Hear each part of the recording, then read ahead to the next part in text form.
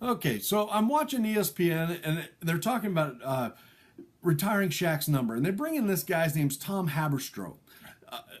Supposedly, he knows what he's talking about when it comes to the NBA, and he's supposedly an economist. But looking at his LinkedIn page, I can tell you that this guy, he graduated from Wake Forest, which, if you don't know, is in North Carolina. The last good thing that came out of North Carolina was Michael Jordan. All right, I mean this entire state is a complete clusterfuck. But anyway, he claims on his LinkedIn page that he's an analytical a thinker, and I'm wondering if he even knows what analytical means. It's not from the root word anal. It's not how good you can take it up the ass, or whatever you did to get your job at ESPN. Analytical simply means skilled in using analysis, right? Well, this guy, I've decided that since apparently all it takes to get a job at ESPN must be that you can be analytical, right? I'm going to practice at being analytical myself. Maybe they'll give me a job.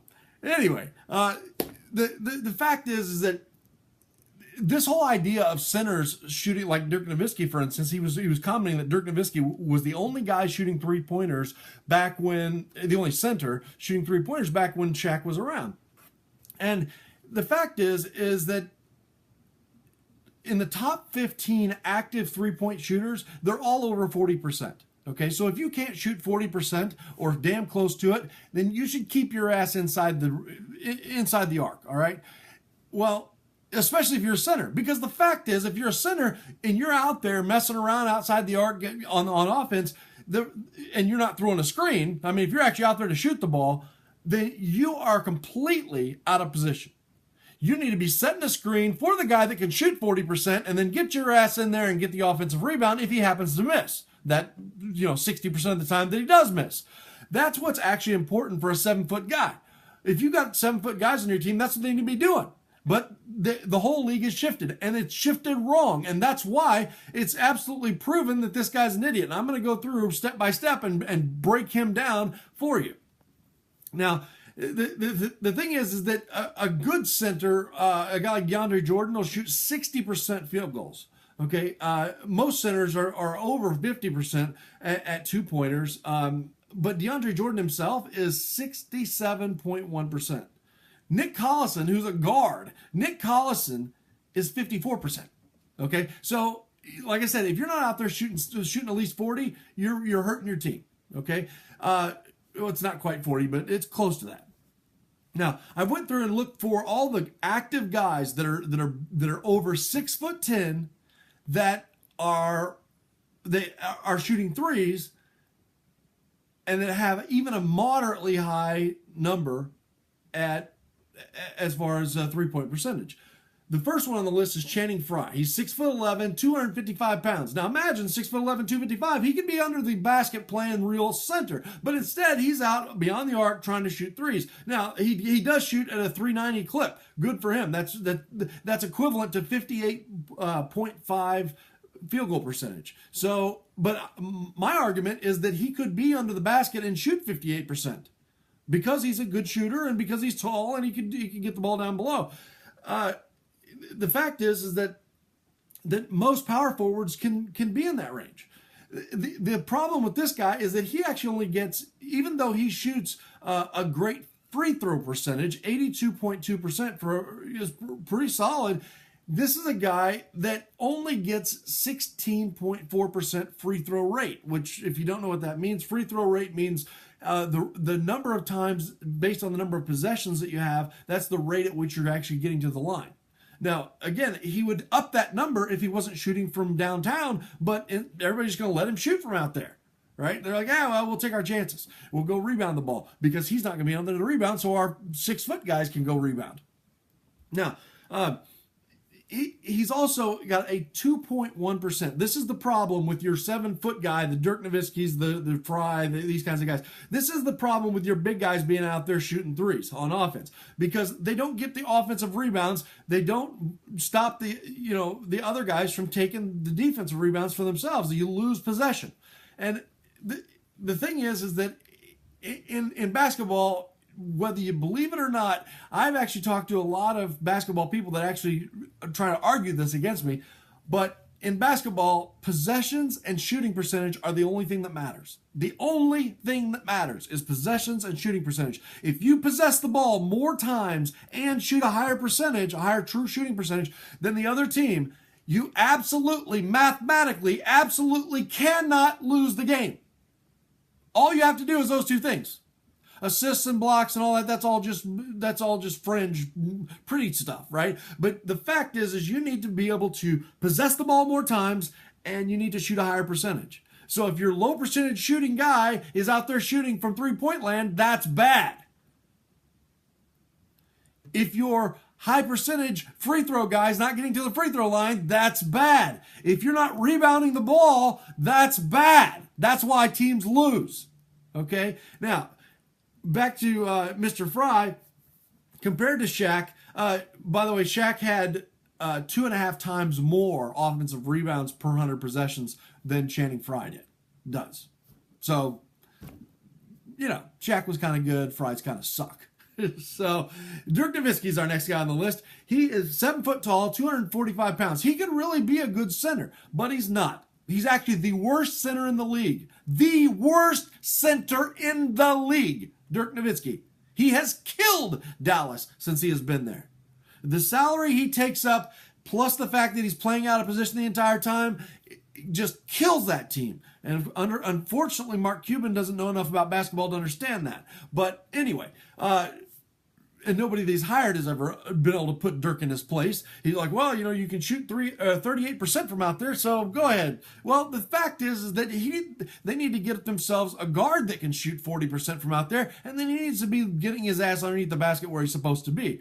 But the fact is that's equivalent to 57.2% field goal percentage. I truly believe that he could shoot 57% if he just keep his ass underneath the basket. His free throw rate is 36.3, which is far better than Channing Frye, but it's still not good. It could be much better. And this guy shoots free throws even better than Channing Frye, 87.9%. But he's pathetic, absolutely pathetic at rebounding. Offensive rebounds, 1.6 per 100 possessions. That's 1.6 per 100 times they're down the court. He's not even the best on his team. It's pathetic. On to Ersan Ilyasova. This guy shoots at 36.9%, which is equivalent to 55.4% field goal percentage. His offensive rebounding is 2.8 per 100 possessions, which is better than the other guys, but it's still pathetic for a guy that's as big as he is. He's 6'10", and he should be better than that.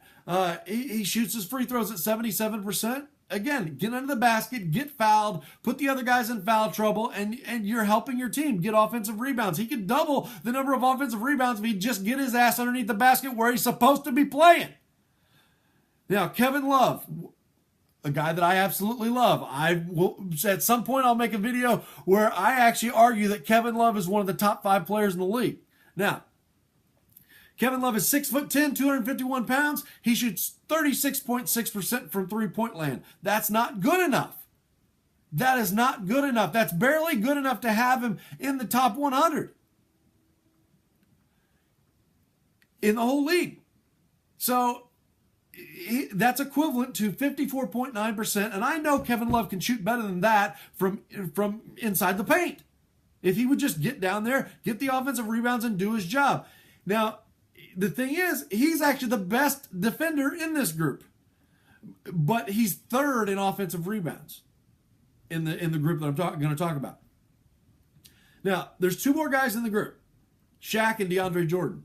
They both are 1 and 2 in offensive rebounds. Why? Because they play underneath the basket where they're supposed to be. They help their team. That's what a center is supposed to do. Shaq himself was the best. I mean, he was the best scorer for sure, the best offensive player, but he still was not even as good as DeAndre Jordan is at defending. He didn't get as good at offensive rebounds. He didn't have the high shooting percentages, and they both sucked it from the free throw line. So, if DeAndre Jordan could up his free throw percentage to 60%, he'd be the best player in the NBA. That's all he's got to do is get to 60%. And that's, if I was his coach, Doc Rivers is obviously a complete moron, but if I was his coach, I would have him on the free throw line absolutely 100% of the time at practice until he gets to where he can shoot 60%. There's no excuse that a guy been playing basketball his whole life and can't at least hit half of them. It's crazy. Hell, he can damn near reach up there and drop it in from the free throw line. It's stupid. But anyway, DeAndre Jordan, by the way, is 6'11", 265 pounds. Now, what's so horrible about this Haberstroh idiot is that he was saying that there's nobody in the NBA. Well, first of all, he was saying that nobody in the NBA can play center anymore without going out and shooting threes. They have to do it because that's the way the league is, and that it's important that they learn that and all this kind of stuff. Actually, I would bench a guy the first time he goes out there and chucks it up from three. The first time DeAndre Jordan goes out there and chucks one up, I would be benching his ass for that minute. Right there, on the spot, I'd walk out on the court, smack him across the face, and put his ass on the bench. And say, never again. He shouldn't even have his ass out there. But if he is out there, throw a screen, and then get your ass underneath the basket. Now, the guy that he was so in love with by the way, he didn't even mention, when he tried to compare people to Shaq, he didn't even mention DeAndre Jordan. Not one time in the entire 5-minute interview did not mention DeAndre Jordan one time. And he's the most like Shaq of any player in the NBA right now. He did mention Whiteside, who plays for Miami, and he's leading the league in a few categories, offensive rebounds, defensive rebounds, and total rebounds. Led the league in blocks last year. Yeah, and he plays underneath the basket. He did mention Whiteside because this guy covers Miami, which is his job. So apparently he doesn't know anything at all outside of Miami basketball. And he certainly didn't learn any math at Wake Forest. Anyway, back to Brook Lopez, the guy he was absolutely in love with. Brook Lopez is 7 foot tall, 275 pounds. He started shooting three-pointers last season, and he went from, and this is where the problem lies, right? He gets out there in the open court, handling the ball, and he went from 2.7 turnovers per 100 possessions to 3.6 last year, and now 3.7 this year. So he's contributing to the problems on his team.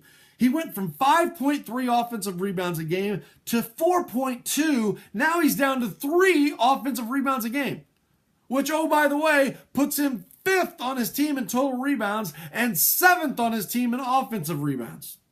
36-year-old Luis Scola is killing this guy. He's almost double his rebounding numbers. How is Luis Scola kicking your ass? That's what I want to know. I'm just curious. Why? Because you're out there behind the arc thinking that you're a fucking point guard. Get your ass back. You know, there's a reason why they're 7-21 and have the worst record in the entire league. Yet this guy's touting him as though this is the model and this is the way you're supposed to play. They bring this guy on as some sort of NBA expert.